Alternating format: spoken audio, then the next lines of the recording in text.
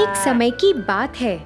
विनायक नगर नामक गांव में 65 साल की एक औरत लीलावती रहती थी।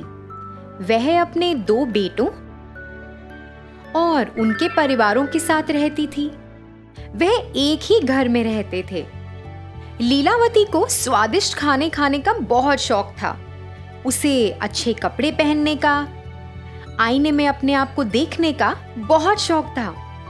जब उसके बेटे काम पर निकल जाते, उसकी बहुएं अपने काम में व्यस्त हो जाती, मगर लीलावती को इस बात की कोई परवाह नहीं थी। बड़ी बहू, ओ बड़ी बहू, इधर आओ जरा।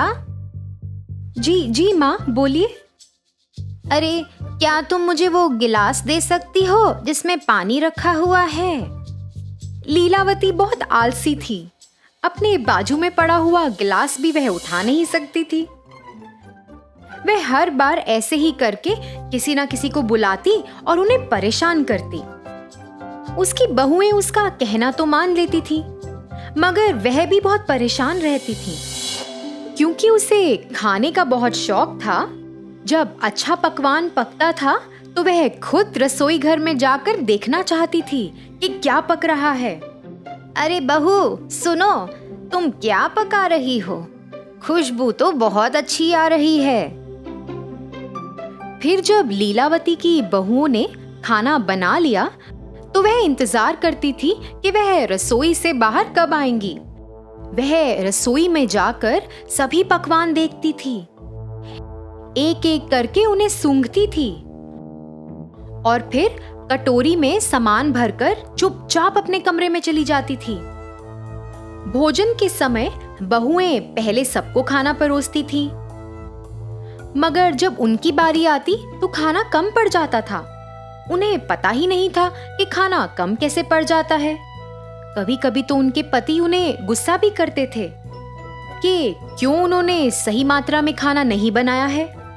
ऐसा देख के लीलावती मन ही मन खूब हंसती, मगर वह अपने बेटों को कुछ नहीं कहती थी कि वह अपनी पत्नियों से ऐसे क्यों बात कर रहे हैं। फिर एक दिन लीलावती के बेटे बाजार से कुछ मिठाइयां लेकर आए और वो मिठाइयां उन्होंने अपने बच्चों के लिए रख दी। लीलावती से तो रुका ही नहीं गया। वह अपने पोते पोतियों के पास आई और मिठाई का डब्बा उनसे ले लिया। सुनो बच्चों, ये मिठाइयां मैं तुम लोगों में बराबरी में बांटूंगी। चलो, अपनी आंखें बंद करो और अपना हाथ आगे करो बच्चों। ऐसा सुनकर बच्चों ने वैसा ही किया जैसे उनकी दादी माँ ने कहा। फिर लीलावती ने उस डब्बे में से कुछ मिठाइयां चुपचाप अपने पास रख लीं और बाकी की मिठाइयां बच्चों को दे दी और फिर चुपचाप अपने कमरे में चली गई। ये ही नहीं, वह तो अपनी बहुओं की साड़ियां भी चुराती थी। जब उसकी बहुएं साड़ियों को तार पे सूखने के लिए टांगती, वह चुपचाप साड़ियां ले जाती। उसकी बहुएं परेशान हो जाती कि ऐसा किसने किया है। उन्हें लगता कि साड़ियां कहीं गुम हो गई हैं। माँ जी, आपने मेरी लाल साड़ी देखी क्या? मैं कई समय से ढूंढ रही हूँ, मगर मुझे मिल ही नहीं रही। मैंने उसे सूखने के लिए तार पे डाला था। क्या आपने देखी है? नहीं बहू, मैंने नहीं देखी। मुझे लगता है वो पड़ोस की राधा ने ऐसा कुछ किया है। कल मैंने वो साड़ी उसके पास देखी थी। हाँ माँ जी, मेरी साड़ी भी गुम चुकी है। मुझे लगता है ये राधा का ही काम है। तुम दोनों को उसके पास जाकर बात करनी चाहिए। ऐसा बोलकर उसने अपनी बहुओं को बहकाया। जैसा उनकी सास ने कहा, वह दोनों अपनी पड़ोसी राधा के पास गईं और लड़ने लगीं। राधा की तो कोई गलती ही नहीं थी और उन्हें लड़ता देख लीलावती दूर से हंसने लगी। इनको तो पता ही नहीं चलेगा कि ये मैंने किया है। देखो कैसे लड़ झगड़ रही हैं।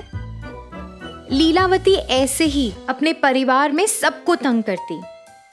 फिर एक दिन जब वह खाना खा रही थी, लीलावती को बहुत खुशी हुई ये जानकर कि अगले हफ्ते दशहरा आ रहा है। और वह चाहती थी कि सब लोग नए कपड़े खरीदें। जी माँ, हमें कपड़े खरीदने चाहिए। और हाँ, अभी सासू माँ भी आ रही हैं, तो क्या आप उनके लिए भी कपड़े खरीद लेंगी? वह दशहरा मनाने आ रही हैं। यह सुनकर लीलावती नाराज हो गई। उसे जलन मच रही थी कि वह क्यों आ रही है। आने दो उसे, मुझे पता है यहाँ से उसको कैसे भगाना है। अगले दिन लीलावती अपने कमरे से बाहर आई और उसने अपने बेटों और बहुओं को किसी का इंतजार करते हुए देखा। वह सब वेरांडे में खड़े थे। हे भगवान, देखो कैसे ये लोग उसका इंतजार कर रहे हैं। क्या इन्होंने मेरा इंतजार ऐसे किया है कभी? हे भगवान। फिर लीलावती के बड़े बेटे की सास वहां पधारी और जैसे ही वह अपनी गाड़ी से उतरी, बच्चे भागे दौड़े उनके पास गए। पुष्पा बच्चों के लिए और बाकी सब के लिए कई उपहार लाई थी। वह बच्चों के लिए खिलौने और बेटियों के लिए साड़ियां लाई थीं। पुष्पा ने लीलावती को भी एक सुंदर सा बस्ता भी दिया। लीलावती ने वह बस्ता तो कबूल किया और चुपचाप अपने कमरे में चली गई और फिर बाहर आई। बाहर आकर उसे स्वादिष्ट खाने की सुगंध आई, तो वह सोचने लगी कि बहुत कुछ बना है, मगर उसे जलन भी मच रही थी। ये देखो, इन बहुओं ने मेरे लिए कभी इतने सारे स्वादिष्ट पकवान बनाए हैं। अभी मैं इनको मजा चखाती हूँ। फिर ऐसा सोचते हुए वह इंतजार करने लगी कि कब उसकी बहुएं रसोई से बाहर आएं। जैसे ही वे दोनों रसोई से बाहर आईं, चुपचाप लीलावती रसोई घर में चली गई और पकवान में उसने खूब सारी मिर्च डाल दी। फिर जैसे ही सबने खाना शुरू किया, सब लोगों से खाया ही नहीं गया। सबको खूब मिर्च लग रही थी।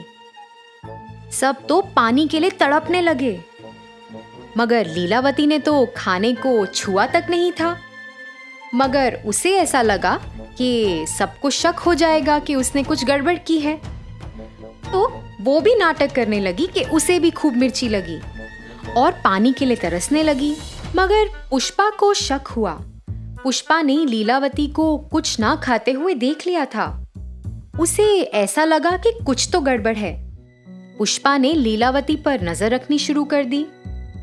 फिर ऐसे ही कुछ दिन बीत गए। पुष्पा ने ऐसा देखा कि लीलावती बच्चों से मिठाइयां चुराती है और अपनी बहुओं की साड़ियां चुरा कर उस बस्ते में रखती है। उसने यह भी देखा कि वह चुपचाप रसोई में जाके सब्जियां कटोरी में भरकर चुपचाप अपने कमरे में आ जाती है। इन 10 दिनों में पुष्पा को लीलावती के बारे में बहुत कुछ पता चला। फिर एक दिन जब सब लोग घर पर थे, पुष्पा ने सोचा कि ये सही वक्त है कि उसे सबको बताना चाहिए कि इस घर में क्या चल रहा है। लीलावती, सुनिए, क्या आप वो बस्ता ला सकती हैं जो मैंने आपको दिया था? मैं आपको वापस लौटा दूंगी। फिर ऐसा कहकर पुष्पा झट लीलावती के कमरे में गई। लीलावती तो पुष्पा से पहले जाने की कोशिश कर रही थी, मगर असफल रही। पुष्पा ने वो बस्ता खोला और सब लोग उसके अंदर देखकर हैरान रह गए। उसमें कई प्रकार की मिठाइयाँ, बहुओं की साड़ियाँ, आईना और पैसे थे। वह ये सब अपने परिवार वालों से चुराती थी।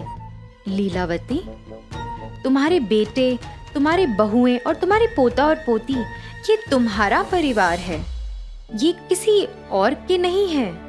ये तुम्हारा परिवार है लीलावती।